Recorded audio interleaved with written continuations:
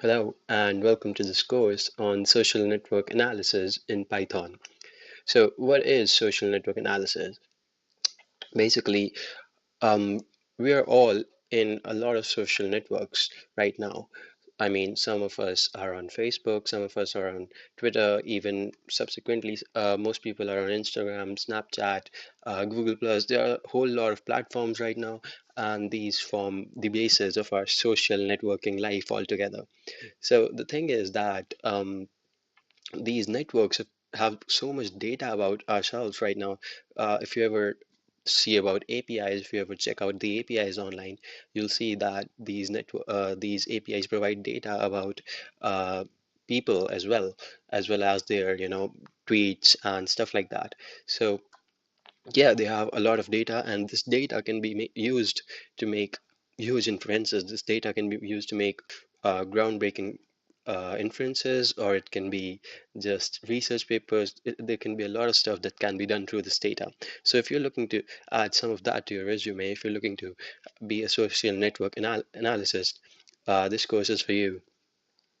Finally, we're going to do this in Python, so I hope you can write at least a bit of code, or at least you should be familiar with, concepts such as loops and if conditionals and, switch statements. If not switch statements, that's fairly complex, but still, you should be familiar with some of this stuff so that you know what I'm doing. You don't want to be caught up in the syntax when I'm really trying to explain the higher level details of the libraries and everything. So let's get to the libraries later in this tutorial. Let's just have you download what I'm going to be using for this class. So I'm going to be using the Anaconda.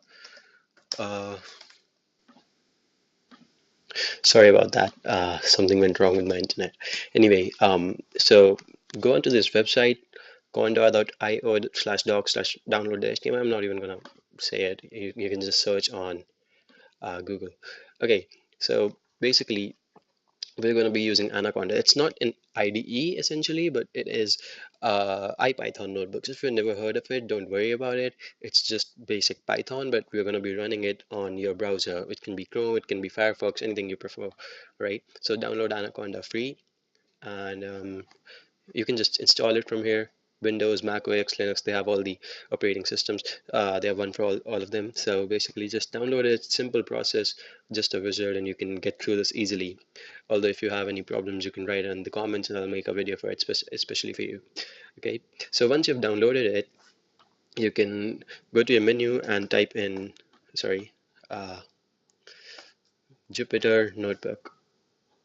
Okay, and it's gonna pop up. It takes a while, but in Linux or other systems, I've seen though it's very fast, but in Windows it does take a while. So basically, this is going to be opening up the IPython notebook for us right now. So okay, so here we go. I'm sorry for the waiting time, but okay. So basically, this is going to open up a directory in your computer, and you can browse to wherever you want to basically work on the project. Mine would be on desktop, and assignments, and after that it's in tutorials. Okay, so basically, you can what you can do is you can go to a directory, and then you can load all of the material you want. You can load all your pictures here. I've loaded a few pictures here, and then you can create this new Python 3 notebook, and it'll create an .ipynb file for you, which is basically the short for IPython notebook. So I've already done that here. I'm not going to be doing that, but basically that's just one click away. You can do it anytime.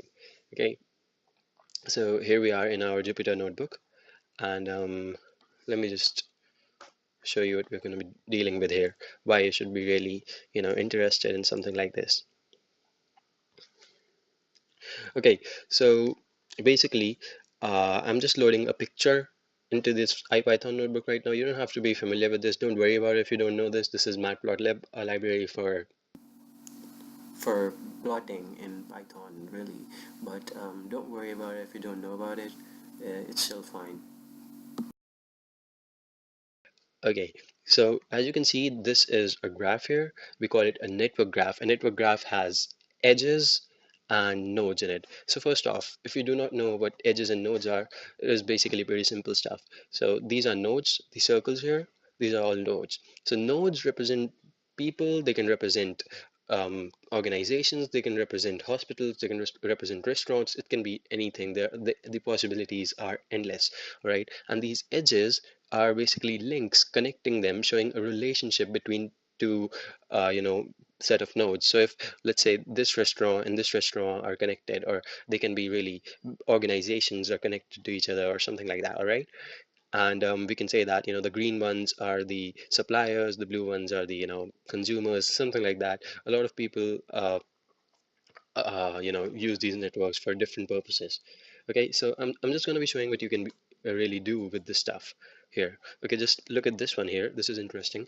The airline route map in the USA. So basically, the nodes are telling you the where these airline routes start and where they end, basically. All right.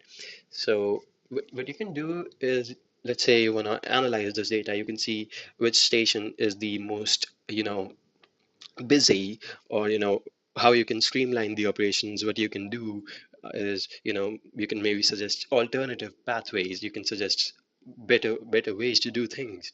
So this is some of the work that you can do after this course. All right. Next, you can consider this graph here. uh, let's say let's see, these are all of the people, they're sending emails to each other.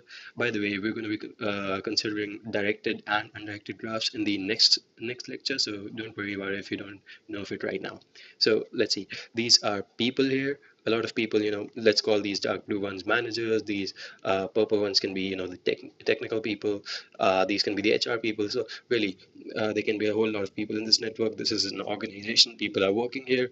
Okay, so they're sending emails to each other. And what we can basically do with this is, potentially, let's suppose we wanted to find the most influential person in this network, who can basically be the, the heart of rumors, who can basically spread anything in the company and people will believe it, or something like that. So let's suppose this node would be a very good candidate for it. These nodes in the middle would be the good candidates for it. These along the sides are, of course, not going to be, that much effective in this kind of an operation, that much involved, hopefully.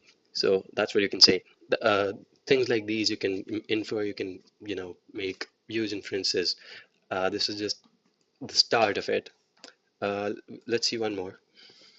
Okay, so this is another commercial graph with all of the companies. The relationships are specified here, suppliers and buyers. Of course, again, this should be a directed graph. We're going to be covering that in the next lecture. But you can see that, this company can, look at all of its associations. It can find better alternatives. It can find better paths. This company can connect with this one. There are a lot of things you can do with this. Again, I'm not trying to, uh, let's see, minimize the things, but there are a lot of things you can do. There are endless possibilities. So you can, analysis always has endless possibilities. So I hope you join me in this course, and I hope you have a really great journey. And again, I'm excited for it, and I hope so are you. And I'll see you in the next video.